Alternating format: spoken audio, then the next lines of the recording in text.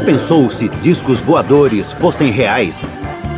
E se Hitler tivesse uma nave e planejasse atacar Nova York? E se os norte-americanos desenvolvessem um disco voador impossível de se detectar e a CIA utilizasse alienígenas invasores como disfarce para projetos militares ultra-secretos? Hoje vamos revelar que isto é tudo verdade. Os verdadeiros discos voadores. Por 50 anos, o mundo foi louco pelos discos voadores. A loucura foi tanta que agora há mais ingleses acreditando em alienígenas do que em Deus.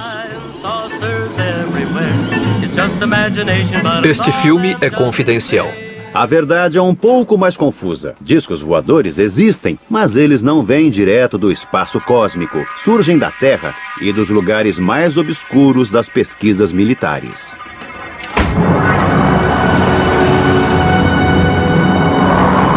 Tudo começou no ano de 1932 em Bucareste, quando este homem, um engenheiro de voo chamado Henry Coanda, fez uma extraordinária descoberta utilizando um objeto voador em forma de disco. Uma das primeiras pessoas a ver a experiência de Coanda foi Radu Manikatid, então um estudante da aeronáutica de 20 anos. O disco subiu até o teto e ficou lá. Achei aquilo magnífico. Isso nunca teria passado pela minha cabeça. Estamos acostumados com ideias mais comuns quando o assunto é voar. O jovem Radu tinha testemunhado o primeiro disco voador do mundo. E ele funcionava assim. Se lançarmos ar num objeto em forma de disco, seu curso seguirá as curvas da superfície deste objeto. O ar é literalmente sugado pela parte superior e circula por toda a parte inferior. Coanda achou que poderia diminuir a pressão da parte superior e aumentar a da inferior, provocando a levitação da aeronave. Isso ficou conhecido como efeito de Coanda. É o princípio da teoria de voo deste objeto. Era uma ideia muito simples, mas alguém precisava ter pensado nela antes.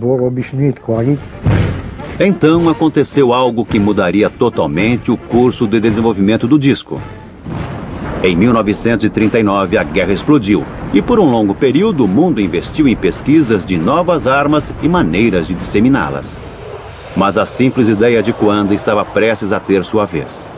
O chefe nazista de tecnologia, Werner von Braun, comandou o desenvolvimento de novas armas de seu quartel ultra-secreto em Peenemünde, na Alemanha.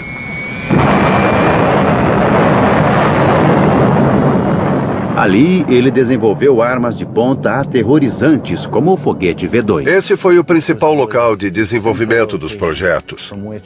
E ele funcionou por um longo período. Mas o que poucas pessoas sabiam era que a 420 quilômetros dali, em Praga, os nazistas tinham uma base de pesquisa ainda mais secreta e estavam trabalhando numa nova e fantástica aeronave. Existiam uns 15 protótipos. Eles construíam, testavam, descartavam e passavam para o seguinte. E quem era o parceiro para estes novos e assustadores projetos? Skoda.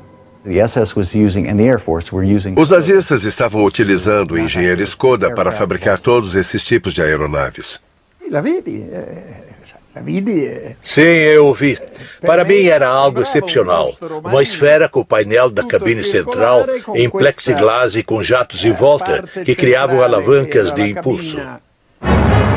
Luigi Romersa acompanhou a criação do primeiro disco voador do mundo. E era um Skoda. Aqui dá para ver o piloto desenhado na cabine. Ele pilotaria os discos em pé. De acordo com Romersa, um Hitler cada vez mais desesperado e iludido planejava utilizar suas novas armas secretas num ataque devastador sobre Nova York.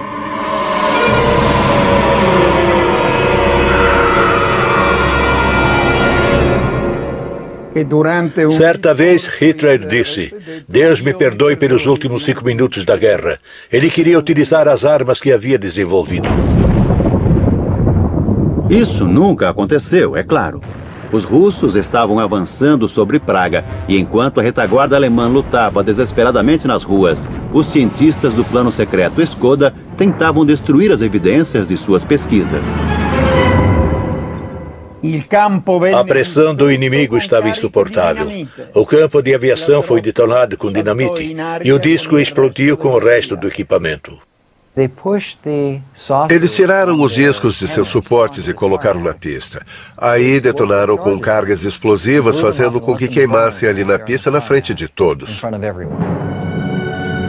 Os nazistas destruíram os discos, mas os cientistas que os construíram sobreviveram e passaram a ser disputados pelos vitoriosos aliados. Quem venceria a corrida pelos segredos dos inventores do disco voador?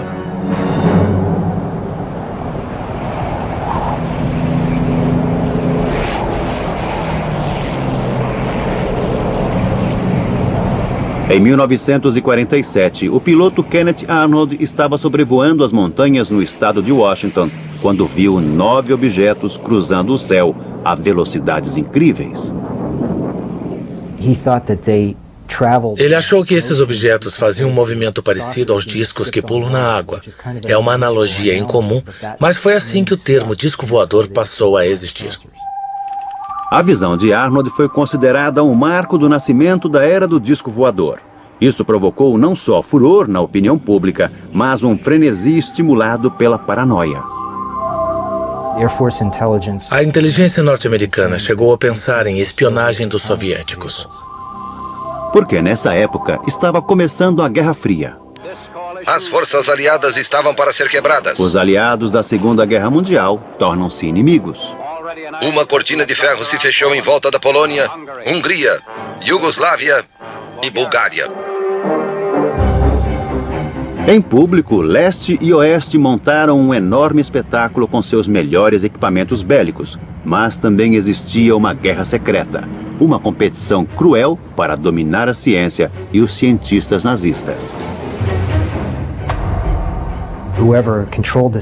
Quem controlasse esta tecnologia após a Segunda Guerra estaria militarmente um passo à frente. Russos, franceses e britânicos, antes unidos, agora lutavam entre si para obter essa tecnologia. E foi por este motivo que o governo norte-americano ficou tão alarmado com os discos vistos pelo piloto Kenneth Arnold. De acordo com este documento secreto, a Rússia já tinha adquirido a tecnologia do disco voador alemão e os estava construindo. A Alemanha estava muito à frente dos Estados Unidos, e eles achavam que se os russos conseguissem cientistas ou instalações nazistas responsáveis por essa arma secreta, eles ficariam em vantagem também. Os norte-americanos estavam certos. Os russos estavam construindo discos e com a ajuda de alguém muito útil para a Alemanha. O engenheiro especialista em discos voadores, Andreas Epp. Logo após a guerra, Andreas Epp decidiu que queria trabalhar na União Soviética. Então ele se mudou para Rostock e foi contatado por agentes soviéticos que pareciam saber quem ele era. É claro que Epp gostou muito de ter o seu valor reconhecido por aqueles que os menosprezaram. Pensei, tenho que continuar. Devo isso às pessoas que trabalharam nesse projeto. Então, eu comecei a construir um disco voador. Primeiro, Epp desenvolveu o mecanismo de direção do disco soviético. Essa era a especialidade de Epp nesse tipo de disco. Fazer a direção responder aos comandos, atrelando-os aos movimentos do disco. De acordo com Epp, o disco russo era extraordinariamente manobrável e também versátil, como deveria ser. Era um jato e eles queriam algo que pudesse ser utilizado em regiões polares, o que era bastante interessante. A razão era óbvia. O trajeto mais rápido para a América do Norte era através do Polo. Este fato não era ignorado pelos Estados Unidos, um país cada vez mais paranoico. Até mesmo Hollywood suspeitava que os russos estivessem projetando algum tipo de disco voador. O primeiro país que desvendar o segredo do disco voador irá controlar os céus de todo mundo, e não quero que seja a Rússia. Muitos discos avistados estavam no noroeste dos Estados Unidos, próximos à fábrica da Boeing em Seattle, onde se construía os bombardeiros, e também da reserva nuclear Hanford, no estado de Washington, onde se produzia o plutônio para as bombas nucleares. Essas regiões eram muito importantes estrategicamente e as mais próximas da União Soviética. Era também por onde se esperava que chegassem os aviões soviéticos. Naquele momento, os discos surgiam em toda parte. Dificilmente uma cidade ou um cenário de filmagem estariam a salvo. O governo precisava acabar com a especulação e, para tal, seus especialistas em guerra psicológica apresentaram um plano perfeito em duas partes. Primeiro, uma personalidade militar mais experiente negaria firmemente que qualquer coisa estava acontecendo, mas por segurança se espalharia rumores de que os discos voadores surgiram do espaço cósmico. Entreguei a mensagem, e agora? O plano foi lançado numa coletiva realizada no Pentágono em julho de 1952, um momento decisivo na história do disco voador. Este é o Major-General John A. Sanford, diretor da inteligência da Força Aérea dos Estados Unidos e quem conduziu a coletiva. O trabalho de Sanford era negar que havia qualquer coisa de importante naquelas visões. Não aconteceu nada com nenhum padrão de consistência que possa ser relacionado com qualquer ameaça aos Estados Unidos. Para discutir a teoria dos invasores alienígenas, foi convocado o major aposentado Donald Keyhoe, o importante escritor da época. Major Keyhoe, como autor do livro Os Discos Voadores São Reais, qual a sua opinião sobre essas novas visões de objetos não identificados?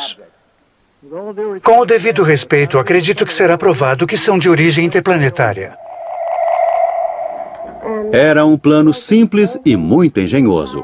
Agora, todos que vissem um disco militar seriam encorajados a acreditar que se tratava de alienígenas, enquanto o resto das pessoas acharia muita graça. Ele ficou lá por muitos minutos, não posso negar o que vi. A imprensa adorou a história dos alienígenas e a abordou com entusiasmo.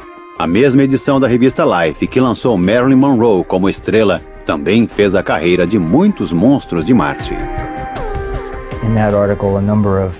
Naquele artigo foram entrevistados alguns governantes anônimos e especialistas militares, e eles sustentaram a ideia de que discos voadores não poderiam ser fabricados pelo homem, nem seriam armas secretas ou fenômenos sobrenaturais.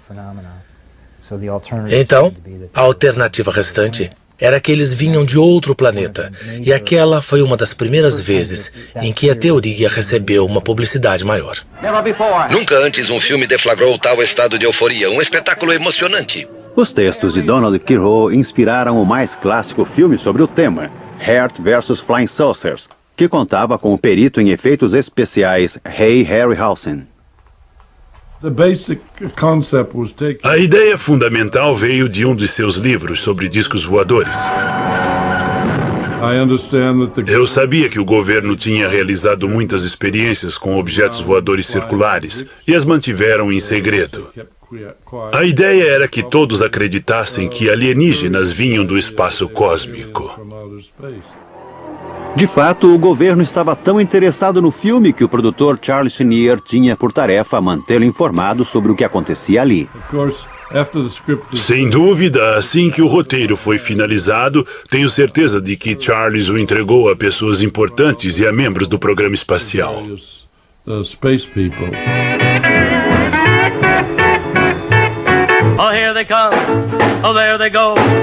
Mas enquanto os cidadãos norte-americanos olhavam para o céu com graus diferentes de preocupação, os homens de preto enxergavam além. Estavam desesperados para construírem seus próprios discos e, como os russos, procuravam um cientista nazista experiente para ajudá-los. Em 1945, quando os nazistas se renderam, o exército norte-americano estava preocupado que os cientistas alemães caíssem nas mãos dos soviéticos. Os Estados Unidos também queriam explorar o conhecimento desses cientistas para auxiliar no desenvolvimento de programas relacionados a mísseis, armas eletrônicas, radares, aerodinâmica de supersônicos, motores a jato e outras tecnologias de que os alemães tinham conhecimento. Montaram um programa chamado Overcast Paperclip para reunir esses cientistas e trazê-los para os Estados Unidos. Em alguns aspectos, os norte-americanos se saíram muito bem. Eles arrebanharam o chefe de tecnologia nazista Wernher von Braun e o tornaram um valioso membro da organização militar. Conseguiram também informações sobre a tecnologia do foguete V2. Mas enquanto manuseavam seus novos brinquedos com muito mais entusiasmo do que habilidade, sabiam que havia uma enorme lacuna no novo arsenal. Eles não tinham os discos voadores alemães. É provável que a Força Aérea estivesse preocupada com o avanço dos russos e precisávamos ter o nosso próprio disco como uma resposta aos discos soviéticos. Então, num dia de 1957, aconteceu um golpe de sorte. E este, mais uma vez, envolvia o alemão Andreas Hepp, que agora morava no leste da Alemanha.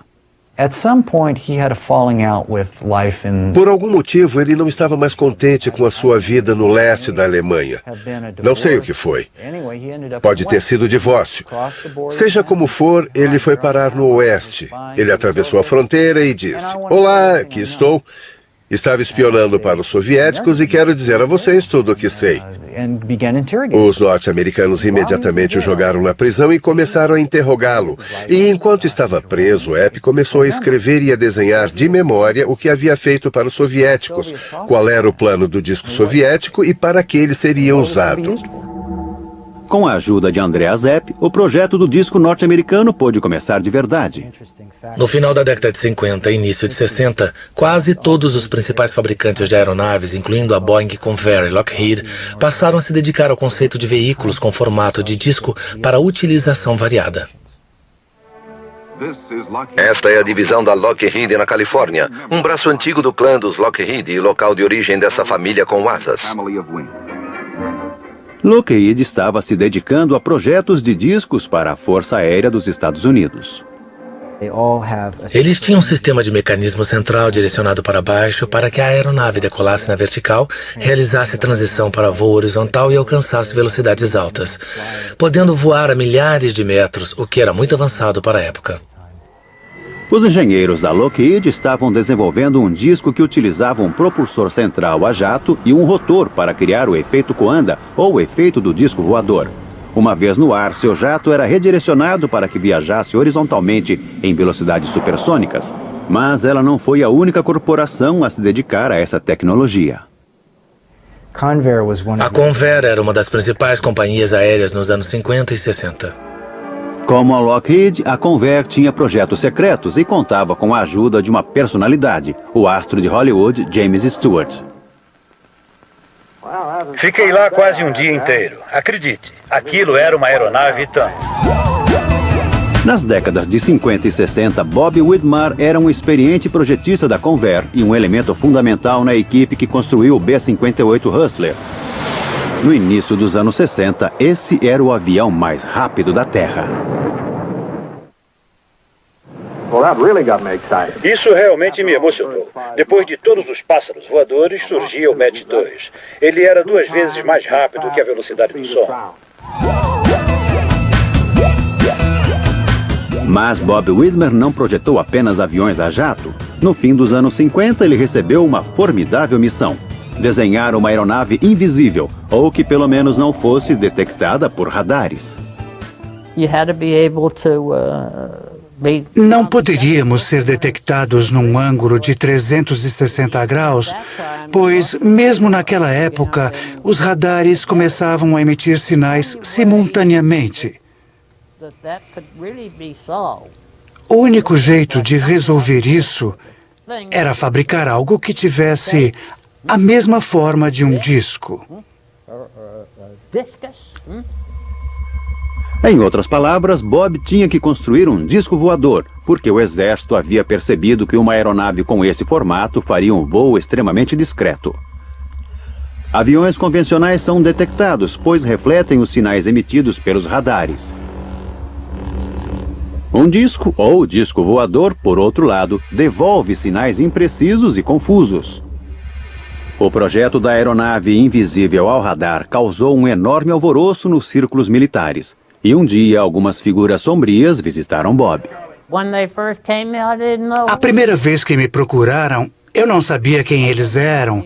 E eles não me disseram, a CIA me mandou aqui, veja meu distintivo. Eu me tornei um membro do clube. Não sei se era realmente a CIA. Isso nos mostra a forma como eles eram sigilosos. De fato, a CIA estava sendo até mais misteriosa do que o normal, porque não combatia somente inimigos dos norte-americanos. Era uma guerra secreta contra a própria Força Aérea dos Estados Unidos, que não poderia ter conhecimento sobre os aviões invisíveis. Eles enganavam, mentiam, eram desonestos. Para encontrá-los, por exemplo, eu tinha que ir até edifícios de Washington que ainda estavam em construção. Reservas aéreas eram feitas com nomes falsos. Era difícil para mim e para minha esposa. Pediam-nos para fazer essas coisas, mas tudo era um amontoado de mentiras. Chegamos ao ponto de não poder dizer mais o que era real, porque tudo era falso. Bob relutou, mas concordou. Desenhar um objeto em forma de disco imperceptível ao radar. Eu nunca faria isso novamente. Sofrer essa pressão, viver nesse clima falso. Não podíamos falar com ninguém, exceto em alguns lugares escolhidos por eles. Tudo era tão confidencial que não poderia existir nenhuma menção ou referência ao plano que levava o nome de Black Project, Projeto Negro. Tudo era muito estranho e misterioso. As coisas eram obscuras ao extremo. Vivíamos na extrema obscuridade. O projeto de Bob nunca veio a público e a CIA eliminou todos os seus registros e desenhos. Bem, eu acho que a nossa história termina assim. Ou não. Enquanto a CIA mantinha Bob na escuridão, outra aeronave estava sendo trazida à luz.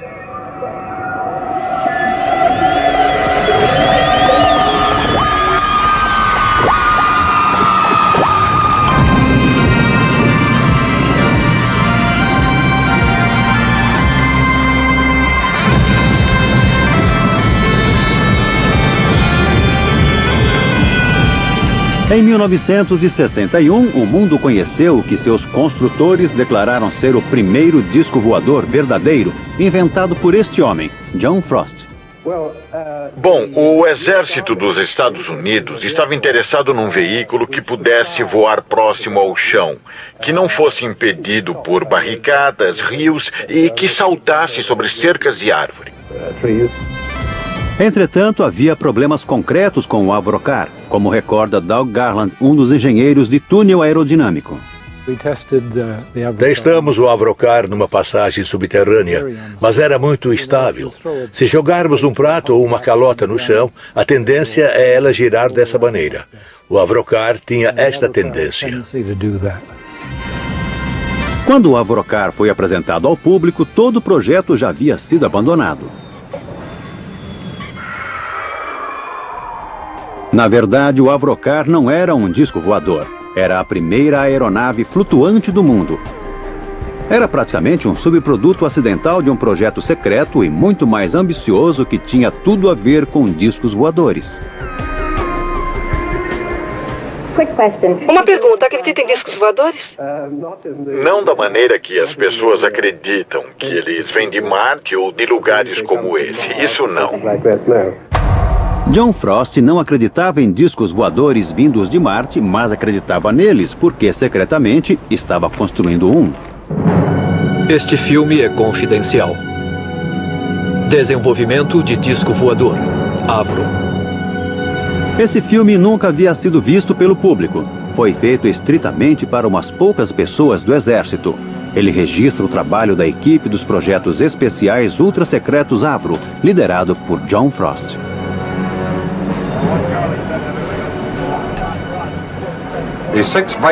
O conjunto do motor Viper foi construído pela Avro Aircraft Limited para desenvolver o sistema de força de uma aeronave de plataforma circular. Ele é constituído por uma estrutura com 6 divisões, excluindo a asa externa, a cabine de comando, vias de entrada de ar e os controles de voo. Frost estava construindo um disco voador supersônico com a potência de um enorme jato. Seu codinome, Projeto Y, ou Sistema de Armas 606A. No final, eles perceberam que haviam conseguido um considerável avanço para o advento do disco voador. E também recorreram à tecnologia do disco alemão. John Frost tinha conhecimento das pesquisas sobre o desenvolvimento de discos voadores realizadas pelos alemães na época da guerra. Elas eram possivelmente a base do que ele presenciou pelo mundo como sendo discos reais. Isso foi numa época em que a CIA estava financiando um projeto de disco com um conceito muito parecido com o que ele tinha em mente. O exército estava entusiasmado com a visão que Frost apresentou. O projeto secreto original demonstrava que o disco poderia voar mais alto e rápido do que qualquer outra aeronave ou sistema de armas até então disponíveis. Os documentos da Força Aérea sobre o objetivo do disco são ambíguos. Eles mencionam que ele poderia ser utilizado como um sistema de reconhecimento de armas especiais. Se tivesse o desempenho que a Avro achou que pudesse alcançar, o disco seria capaz de escapar de qualquer defesa e atacar impiedosamente qualquer outra aeronave. Entusiasmado, o exército injetou quantias enormes de dinheiro no projeto. O grupo de projetos especiais tornou-se com isso uma entidade. Conseguiram um lugar na área de teste de voos e começaram a se dedicar ao que Frost via como uma forma ideal, um disco voador completamente circular. Eu não tinha ideia de que pudesse existir algo como grupo de projetos especiais, porque tudo era considerado ultra secreto.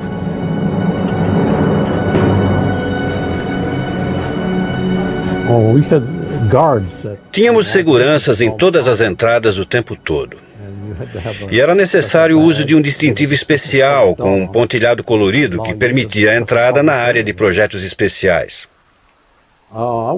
Eu era projetista sênior do grupo de projetos especiais. Comecei a trabalhar no 606A como projetista do supersônico para a Força Aérea dos Estados Unidos. E o projeto foi, de fato, o mais ambicioso criado por projetistas da aviação. Uma aeronave com a fuselagem inteiramente fechada, um disco voador. Tudo que Frost tinha em mente era sempre em forma circular. Para mim, ele nunca quis mudar o plano. Acho que era um ideal, porque tinha assim uma decolagem vertical. Mas, na verdade, o fantástico disco voador supersônico que Frost imaginara estava muito longe de se tornar realidade. Seu projeto era uma das utilizações mais autênticas do efeito Coanda e tinha 6 jatos potentes que aspiravam o ar sobre sua base. Isso possibilitava a levitação e o manejo do disco, mas não seria fácil nem seguro testar essa aeronave e seus 6 jatos potentes. Ray Takushi foi responsável pela construção de um equipamento de teste. Era uma forma com 6 lados, e então construímos o mecanismo sobre ele. Quero dizer, a parte interior do 606A com os motores potentes e também com o ventilador. Cada conjunto de rotação está condensado num anel superior e inferior de lâminas compressoras e um anel central de lâminas turbinadas. As lâminas turbinadas estão alinhadas num tubo de exaustão que está associado à estrutura fixa. Ken Lockwood foi outro engenheiro do grupo de projetos especiais. Eu era engenheiro de execução. Havia me dedicado a projetos supersônicos na Inglaterra. E quando fui chamado, eu não acreditava que o projeto fosse tão incomum. Cada divisão do motor Armstrong Siddeley Viper serve como um gerador para impulsionar a combinação do compressor turbinado de localização central. De fato, é uma aeronave com tamanho padrão, numa construção de concreto para testar os motores e os sistemas que se transformarão nos sistemas de armas 606A. Os discos tinham que ter um desempenho magnífico porque o motor era enorme.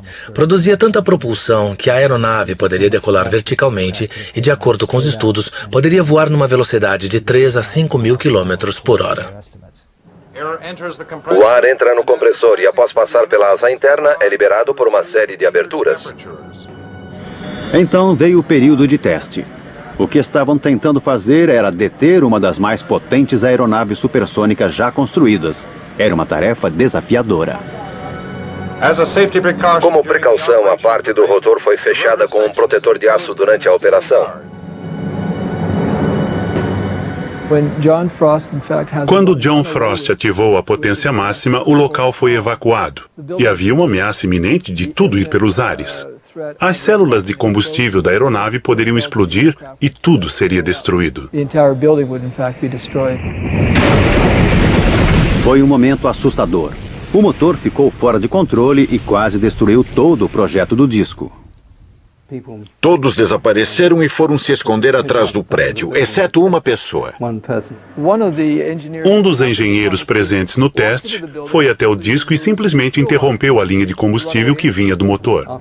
Depois disso, eles consideraram perigoso continuar e abandonaram tudo.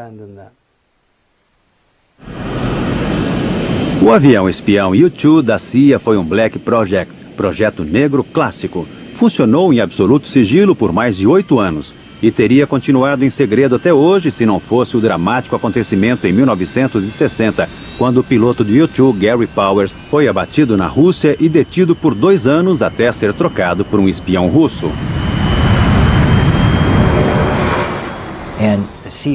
A própria CIA afirma que 50% das imagens de objetos voadores não identificados foram provocadas pelo U-2.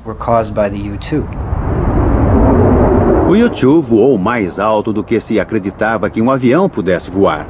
Não é de surpreender que a sua aparição, principalmente quando vista de outro avião, causasse tanto medo e admiração. Mas o fiasco do U-2 serviu para provar ao menos uma coisa. A não ser em caso de queda, a história de discos voadores alienígenas é um disfarce bastante eficiente para uma aeronave secreta em forma de disco. Pode-se manter a mentira por anos. Me assusta quando fala assim. O disco de Frost desapareceu na escuridão do sigilo oficial. E os observadores de OVNIs dos Estados Unidos fundaram uma organização. Em Washington, um grupo fechado e não oficial conhecido como NICAP, Comitê Nacional de Investigações de Fenômenos Aéreos, convocou uma conferência e reacendeu uma antiga discussão com a Força Aérea. O NICAP foi a principal voz da teoria do disco voador. Era dirigido por um importante escritor de ficção, o mesmo que havia lançado a ideia dos alienígenas naquela extraordinária coletiva de 1952. 14 anos depois, ele ainda estava caçando alienígenas. O diretor do NICAP, Major Donald E. Kehoe, um oficial aposentado dos fuzileiros, insistiu que a Força Aérea sabia mais do que estava dizendo. Estamos sendo observados por uma máquina que está muito além de nós, muito mais desenvolvida, e deve ser controlada por uma civilização mais avançada. E pela enésima vez em muitos anos, a Força Aérea foi chamada diante do Congresso e disse não estar escondendo nada. Harold Brown, secretário da Força Aérea. Nós não estamos escondendo nada. Tudo parecia tão simples. Os curiosos acusam os militares de encobrir uma invasão alienígena iminente, e os militares negam. Mas ninguém enxerga uma terceira possibilidade de que os OVNIs sejam equipamentos militares. O governo teve muita sorte por esses curiosos entusiasmados serem tão bem organizados. Acreditamos que os OVNIs são reais e que eles vêm do espaço e que são controlados por vida inteligente. Acontece que tal organização não era um produto de sorte. O NICAP foi liderado pelos Homens das Sombras. Entre seus membros do conselho estava o primeiro diretor da CIA, Roscoe Hullen-Cutter, e o agente da CIA, Bernard J.O. Carvalho. O primeiro diretor da NICAP foi Nicholas de Roquefort, membro da divisão de guerra psicológica da CIA. E quando Kehoe se demitiu como presidente da NICAP, foi substituído por Joseph Bryan, também da divisão de guerra psicológica da CIA. Mas o que dizia o próprio Kehoe? Eram naves espaciais interplanetárias. Será que ele acreditava mesmo em discos voadores alienígenas ou teria ele alguma ligação com a busca do exército norte-americano pela tecnologia do disco voador alemão? Um homem que poderia saber era o engenheiro alemão Andreas Epp, que havia passado para o lado norte-americano. Numa entrevista gravada em 1997, ele surgiu com uma resposta notável para esta pergunta. Acha que os norte-americanos queriam manter o seu disco voador em segredo? Desde o começo, bem no começo, o Major Kirro estava no Pentágono, na divisão de OVNIs, e eles descobriram que a Alemanha estava construindo discos voadores. Mas seja quem for que estivesse por trás da campanha para propagar o mito dos alienígenas, ela teve muito sucesso. E que melhor lugar para um mito do que Hollywood, a terra dos sonhos. Plano 9 do espaço cósmico.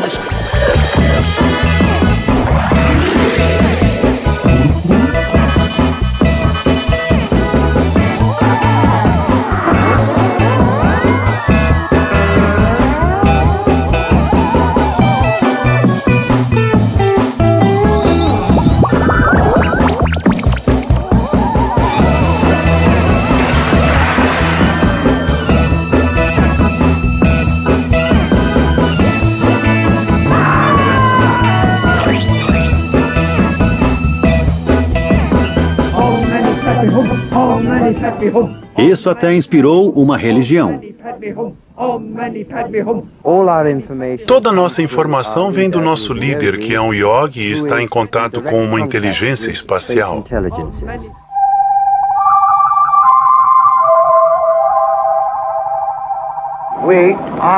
Nós somos seus amigos. Nós somos seus amigos. Por favor, faça contato. Então, em 11 de novembro de 1987, eles fizeram. Tudo começou quando um empresário de sucesso chamado Ed Walters viu uma luz estranha no seu jardim. Ele pegou sua câmera e a fotografou.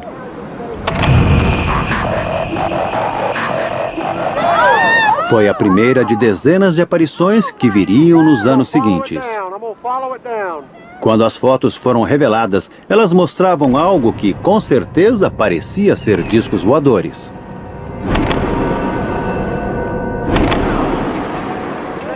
Os discos foram vistos por centenas de pessoas, desde policiais até padres. Algumas testemunhas mais exaltadas chegaram a sugerir que haviam se encontrado com os alienígenas, mas aí um homem viu as fotografias e chegou a uma conclusão bastante diferente. E ele sabia muito bem sobre o que estava falando.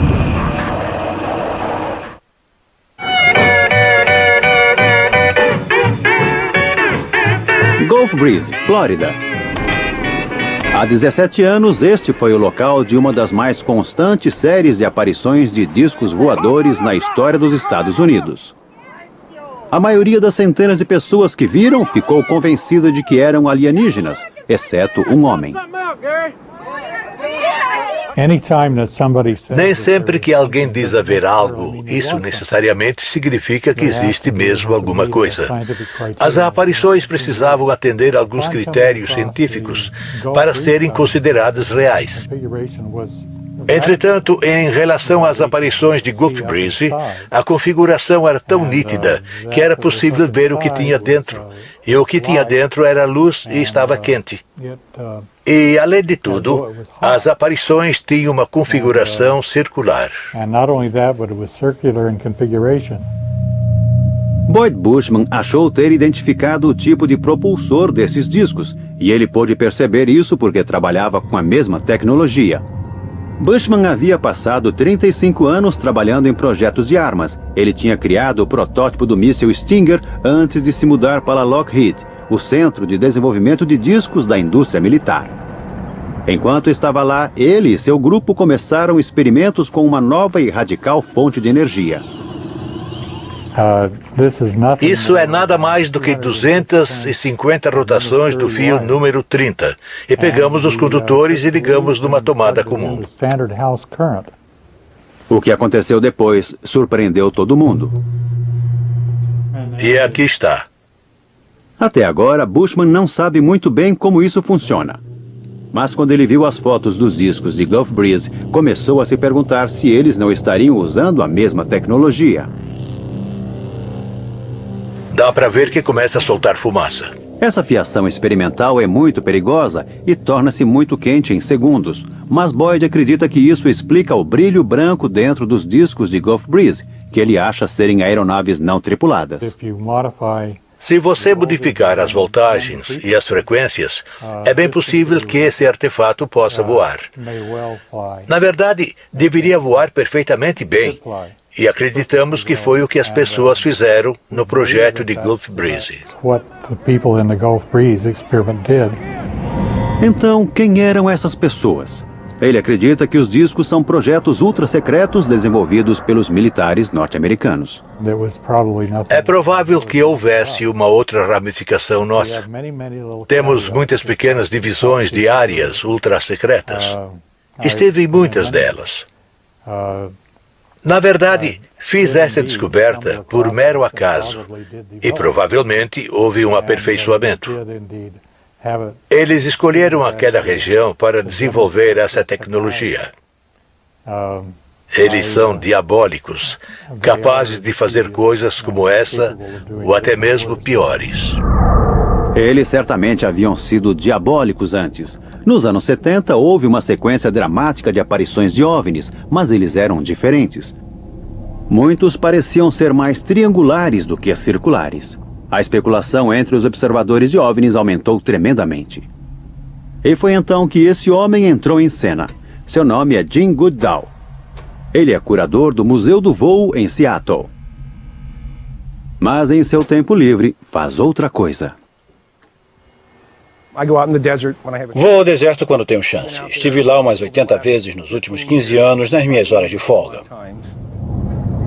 Jim visita lugares ultra-secretos da aviação para fotografar o esconderijo dos Black Projects, os projetos negros norte-americanos.